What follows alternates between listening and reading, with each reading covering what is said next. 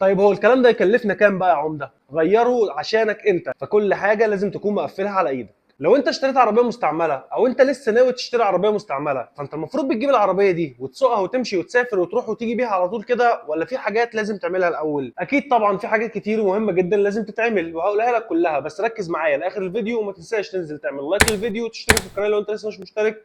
ويلا بينا. سوق المستعمل في مصر ليه وشوش كتير جدا. يعني ايه يا عمده؟ يعني لما تيجي تشتري عربيه مهما قال لك صاحبها ان هو مغير الزيت وعامل ومسوي وعامل صيانه وعامل، ما تصدقش، لان دايما التجار او دايما الناس لما بتيجي تبيع العربيه بتقعد تقول ان هم مغيرين وعاملين، وما بيبقوش مغيرين حاجه. ده بالعكس، لو العربيه فيها مشكله بيحاولوا يداروها باي طريقه عشان يعرفوا يبيعوا العربيه، وبعد كده لما انت تاخدها تلبسها. وطبعا الا من رحم ربي، في تجار وفي ناس كتير بتبقى محترمه، ولو في مشكله او في اي حاجه في العربيه بتقول لك عليها على طول دغري ومن غير لف ودوران. بس للاسف الاغلبيه اللي سايده دلوقتي ان هم ما بيقولوش الحقيقه، فمهما قال لك ان هو مغير وان هو عامل صيانات وان هو مجدد العربيه وان هو مرجع كل حاجه لوضع بلادها، انت لازم تعمل اللي انا هقول لك عليه برضو عشان تهيئ العربيه لركوبتك انت وتبقى عامل كل حاجه بايدك. واول حاجه انت بتعملها لما بتجيب العربيه، انت بتغير الزيت وفلتر. تغيير الزيت والفلتر ليه حاجه مهمه، حتى لو انت لقيت الزيت ان هو اخضر ولونه كويس وان هو نظيف وان هو حلو وزي الفل، انت ما تعرفش النوع اللي محطوط للعربيه ده هل هو نوع مناسب للعربيه ونوع كويس، ولا نوع رديء ونوع رخيص هو مغيره كده عشان يقول لك ان هو غيره خلاص. ده غير فلتر الزيت كمان، ان انت لازم تغير زيت عشان تغير فلتر الزيت، لان فلتر الزيت هو ممكن يكون ما بيغيروش، وطبعا هو مش هيقول لك ان هو ما بيغيرش الزيت وما بيغيرش الفلتر. ففلتر الزيت انا كنت عامل لك فيديو على خطوره عدم تغييره. هو لو ما بغيرش الفلتر او حاطط نوع زيت رخيص، او حتى لو حاطط نوع زيت غالي وفلتر الزيت ما اتغيرش بقاله فتره، هيبقى في خطوره كبيره على الموتور. فانت بتغير الزيت اول حاجه، وبتغير الفلتر عشان تضمن ان المشي بالعربيه ما يكونش فيه خطوره على اجزاء المكنه الداخليه. واهم حاجه تحط زيت مناسب لنوع العربيه. والحاجه الثانيه وهي الكاوتش والعفشه، تروح لواحد بتاع كاوتش يبص لك على الكاوتش بتاع العربيه علشان يتاكد ان هو سليم وكويس عشان امانك على الطريق. واضعف الايمان لو عايز انت بنفسك تطمن على الكاوتش، ففي تاريخ انتاج بيكون مكون من 4 ارقام محطوطين في مربع كده على الكاوتش. ال4 ارقام دول، اول رقمين بيدلوا على الاسبوع، وتاني رقمين بيدلوا على السنه، زي اللي قدامك في الصوره دي، الاسبوع ال 39 من سنه 2009. وصلاحيه الكاوتش بتكون 10 سنين من تاريخ الانتاج و5 سنين من تاريخ التركيب. ركز كويس، 10 سنين من تاريخ الانتاج و5 سنين من تاريخ التركيب. يعني لو الكاوتش بتاعك راكب من 5 سنين يبقى كده خلاص صلاحيته انتهت، ولكن لو لسه ما ركبش ومعدي عليه 3 4 سنين فعادي ان هو يركب، وفي الحاله دي هيبقى معاك لسه 5 سنين كمان. لكن لو لسه ما ركبش خالص ومعدي على تاريخ انتاجه 10 سنين زي الفرده ال 2009 اللي لسه ظاهره في الصوره دي كده ما ينفعش انها تركب في العربيه حتى لو جديده. بعد كده بتاخد العربيه وتطلع على بتاع العفشه علشان تطمن وتراجع على العفشه كلها. ممكن يكون في حاجه مش مربوطه كويس او حاجه ملحومه، انت ما تضمنش اللي كان معاه العربيه قبلك لاحم ايه او مليس ايه وانت هتاخدها، وده طبعا يضرك انت ويضر امانك على الطريق وفي المشي. فلازم كل حاجه في العفشه تتقفل على ايدك انت وتبقى مطمن ليها وواثق في عفشتك 100%. وطبعا لو لقيت العفشه بتاعتك سليمه وما فيهاش اي مشاكل، فده ما يمنعش ان احنا برضو بنراجع على العفشه علشان نتاكد ان جلد الكوبلن مثلا سليم، او لو حتى هو مقطوع بتغيره، ولو سليم بتبدا انك تشحمه وتتاكد على جلب المقصات وتتاكد على العفشه من اولها لاخرها وجلد الاسكاتره. كل ده لازم تراجع عليه بنفسك علشان ما يكونش فيه جلد منه مقطوع ومدخل تراب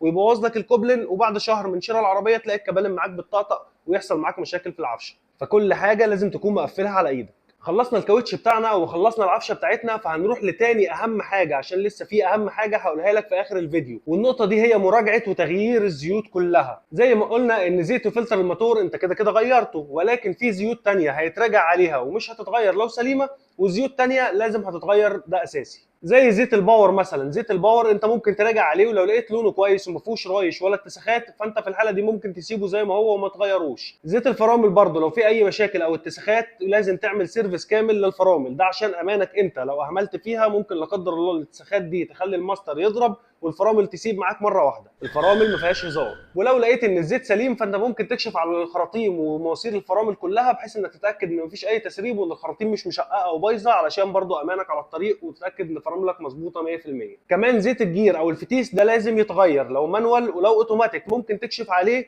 والافضل ان هو يتغير، لكن عشان الزيت بيكون غالي شويه فلو هو نظيف ولونه مظبوط وما فيهوش اي رايش او اتساخات بتسيبه زي ما هو ما تغيروش. فزيت الجير لو مانوال 100% يتغير، لو اوتوماتيك ممكن تكشف عليه ولو سليم تسيبه، وممكن يتغير لو انت حالتك الماديه كويسه وقادر انك انت تغيره. لان زيت الاوتوماتيك حتى لو ضعيف او وحش فانت برضو مش هتحس بفرق كبير ما بينه وما بين الزيت الجديد. وكمان دوره التبريد هتعمل لها دوره غسيل وتغير الميه اللي فيها، لو هي فيها ميه عاديه هتحط لها ميه خضراء، ولو هي اصلا فيها ميه خضراء هتعمل لها دوره غسيل وتجدد الميه الخضراء اللي فيها تاني بنوع مضمون ونظيف. اخر واهم حاجه في العربيه وهي طقم السيور. مهما اللي باعها لك قال لك ان طقم السيور هو لسه مغيره او لسه مغيره امبارح او لسه مغيره من شهر او ايا كان اللي هو هيقوله، غيره عشانك انت. لان مثلا سير الكتينه لو اتقطع هيعمل معاك مشاكل عشان هيخبط البستم في الصبابات وهيكسر المكنه من جوه وهيعمل لك مشاكل كبيره جدا. فما فيهاش اي مشكله لما نصرف فلوس في مقابل ان احنا بنهيئ العربيه لركوبتنا. فبنصرف نغير سير الكتينه علشان ما يحصلش منه مشاكل ويضر الموتور من جوه او يكسر صبابات او يأذي المكنه من الداخل.